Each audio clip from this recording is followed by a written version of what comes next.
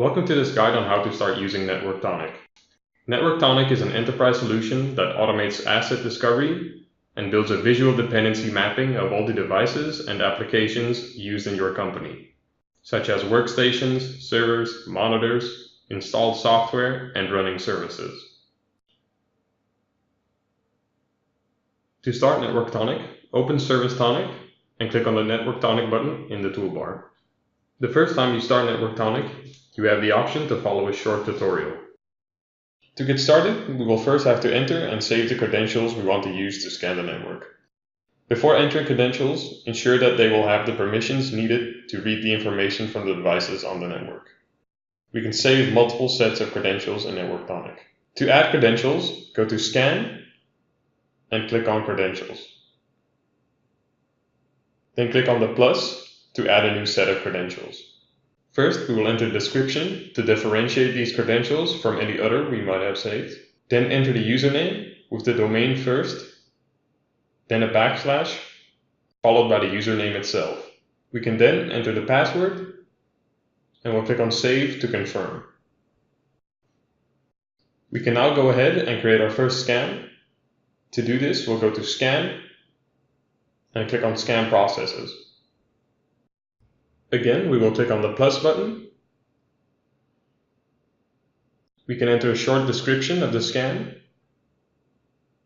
We can set the ping timeout time in milliseconds.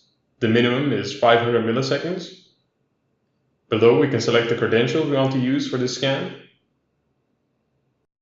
We can then set the IP ranges we want to scan. Click on the round plus button to confirm. We can add multiple IP ranges if we wish to. It is also possible for the scan to run on a schedule. To do this, we will click on the Add Day button. We can then select the day we want it to run on. Then we can enter the time of day we would like the scan to start.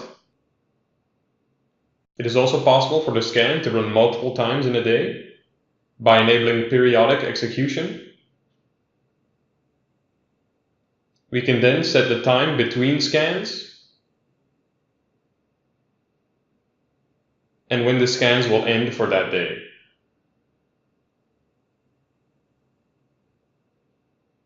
Click on Save to confirm.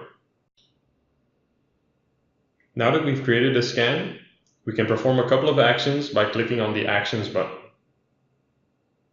From here we can execute the scan, view scan history, edit the scan, or delete it.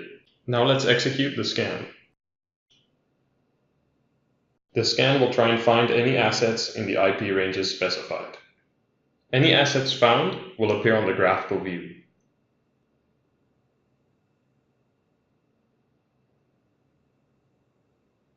On the top right, we can see how many assets were found and how many were actually scanned. We can also open the scan log by clicking on the clock button. Once the scan is completed, we can view the list of discovered assets. To do this, we will go to Asset and click on Discovered Assets. The list will probably contain a lot of assets, making finding things difficult. Luckily, we can filter the list and perform searches to quickly find what we are looking for. For example, I can filter the list to only show PCs and printers. And if I'm looking for a specific PC, I can try to search by name, IP address, or operating system.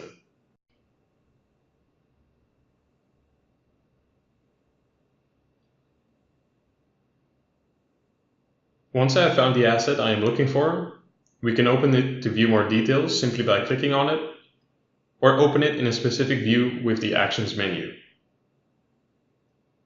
If we open the asset, we will see the summary, which will give us an overview of the asset.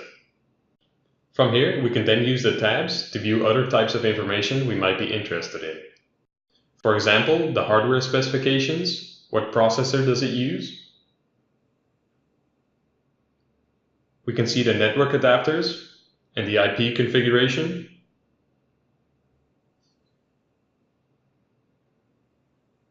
or check how much free space is left on the drives of the PC. On the top right, we have 3 buttons to quickly view the connected monitors, printers, and installed software. If we want to view the assets this computer is connected to via the network, we can click on the Network button. From here, we can also view the details of other assets by clicking on them, and then opening the Details view. We can also double-click an asset on the network view to expand the network to show other assets connected to it. Now that I've shown you how to perform a basic scan locally and the ways we can view discovered assets, we will go over the ways we can customize our scans to fit our needs and how to generate a slave to perform discovery on a different network. It is possible to enable and disable the scanning of certain asset types to prevent unnecessarily having to scan assets you're not interested in. To do this, we will go to Asset and click on Asset Types.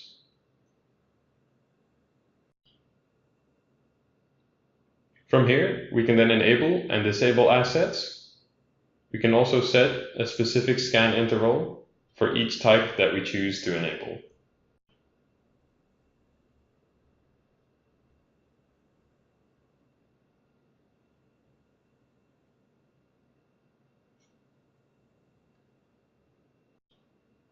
It is also possible to configure what data is collected from assets.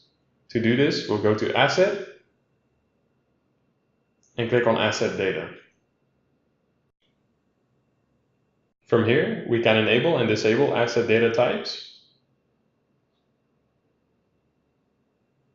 And again, we can set the scan interval for each data type. We can also see the WMI class associated with each type. Now that we know how to customize our scans, let's see how we can generate a slave to scan an external network. To do this, we can go to Slave and click on Generation. When generating a slave, we can export the data using email or HTTP. In this example, I will be using HTTP. First, we will give a name to the slave.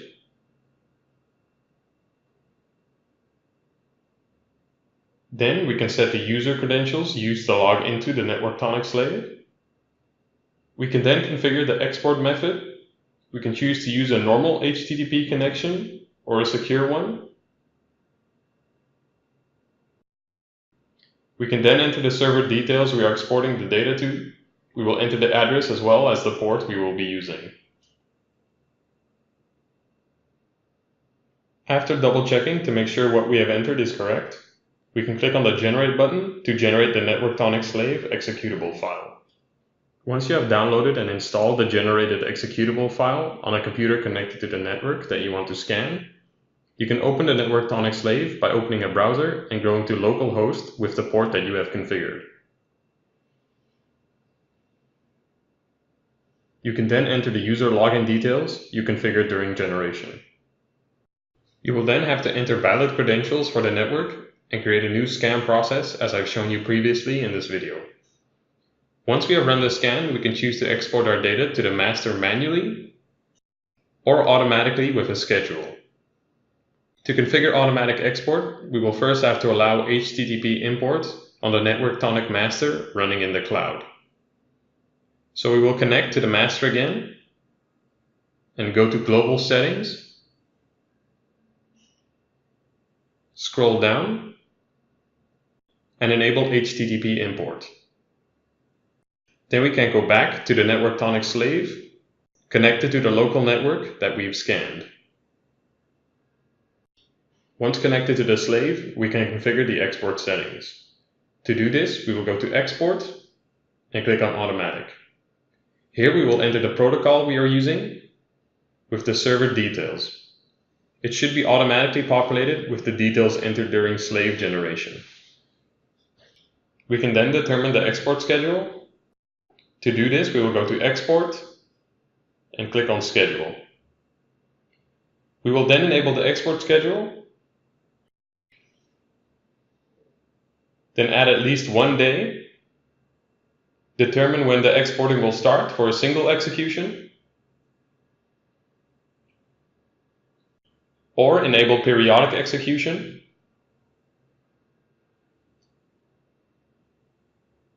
and determine the interval between executions, as well as when exports will stop for that day. We'll click on Save to confirm.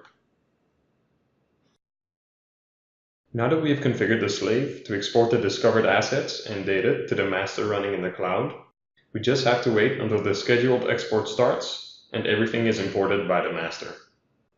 I'm now connected to the NetworkTonic master running in the cloud, and the assets discovered by the slave are visible under Discovered Assets.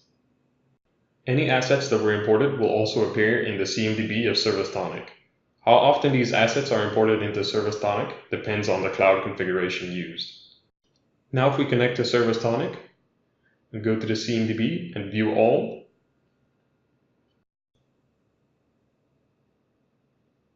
we can see that the same assets that were found by the slave were imported into the CMDB. We can then view these imported assets as any other CI. If we open one, we can see that the fields are automatically populated, and it is also possible to view these assets in NetworkTonic by clicking on the Access to NetworkTonic button in the top left. We will then be taken to the summary view of the asset in NetworkTonic, and we can view more details through the tabs if needed. That concludes this guide on how to start using NetworkTonic. I hope you found it helpful. Thank you for watching.